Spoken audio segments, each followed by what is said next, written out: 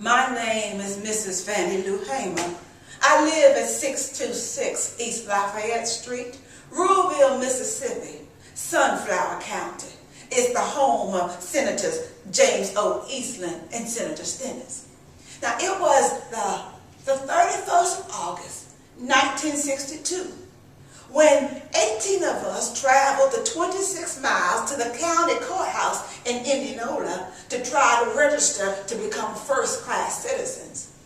But we was met in Indianola by Mississippi men, state highway patrolmen, and they only allowed 2 of us to take the literacy test at the time. Now, after we had taken the test and we was continuing on our way to Ruleville, we was held up by the city police and the state highway patrolmen, and we was carried back to Indianola, where the bus driver that day was charged for driving a bus the wrong color. But we paid the fine among us, and we headed on back to Ruleville. I was met by the Reverend Jeff Sonny. He carried me the 4 miles to the rural area where I had worked as a sharecropper and a timekeeper for 18 years. I was met there by my children, and they tell me that the plantation owner is angry because I had tried to register. Then after them, my husband came and he said the plantation owner is raising Cain because I had tried to register. Before my husband finished talking, the plantation owner came himself. He says, "Fannie Lou, did you know? Did Pat tell you what I said?" I said, "Yes, sir, he did." He says, "I mean that if you don't go down there and withdraw your registration, you're going to have to leave.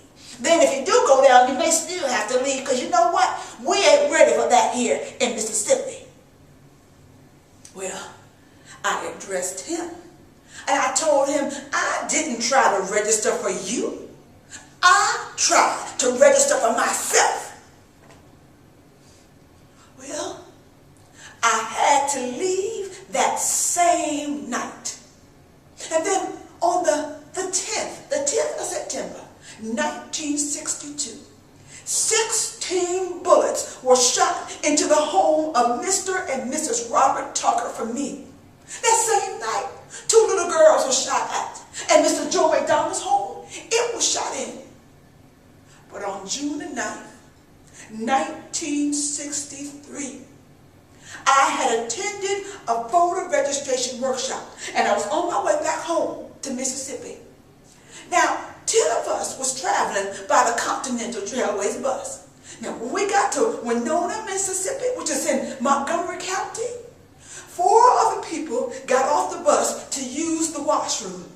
Well, now 2 to use the restaurant, and 2 wanted to use the washroom. Well, the 4 people who had gone in to use the washroom, they was ordered out. Now, during this time, I was sitting on the bus. But when I looked through the window, and I saw where the 4 people was rushed out, I stepped off the bus to see what had happened. And one of the ladies that had gone in to use the washroom said to me, "Oh, it was the chief of police, and it was that state highway patrolman that ordered us out." I just went on and got back on the bus, and so did one of the ladies who had gone into the washroom. But as soon as I was seated on the bus, I saw where they began to put those 4 workers into the highway patrolman's car. So I stepped back off the bus to see what's going on. And someone screamed from that car and said, "Get that one there." Well, I went to get into the car when the man told me that I was under arrest. He kicked me. I was carried to the county jail and placed in the booking room. Now, they left some of the people in the booking room, and they began to place some of us, just some of us, in cells.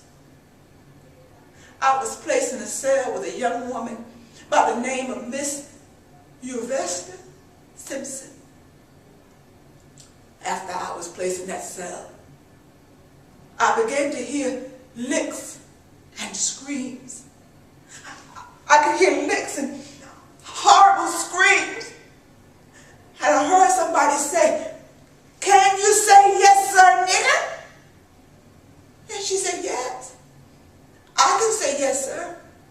he said, then say it. Well, she said, I don't know you well enough. Oh, they beat her. I don't know how long, but after a while, I could hear her begin to pray and to ask God to have mercy on those people. Well, it wasn't too long for 3 white men to come to my cell. And one of the men was a state highway patrolman. And he says to me, what's your name, where you're from? Well, I told him. I said, I'm from Ruralville. He said, well, we're going to go check on this. He left my cell. Wasn't too long before he came back. And he said, oh, you from Ruralville, all right. And he used a cuss word. And he says to me, we're going to make you wish you was dead. I was carried from this cell into another cell where there was 2 Negro prisoners. The state highway patrolman, he ordered the first Negro to take the blackjack. The first Negro takes the blackjack. And he ordered me, by orders of the state highway patrolman for me to lay down on a bunk bed on my face. So I laid on my face. And that first Negro began to beat. I was beat by that first Negro until he was exhausted. I was holding my hands on my left side because I suffered from polio when I was 6 years old. Now, after the first Negro had beat me, the state highway patrolman now, he orders the second Negro to take the blackjack. The second Negro takes the blackjack, and he begins to beat me.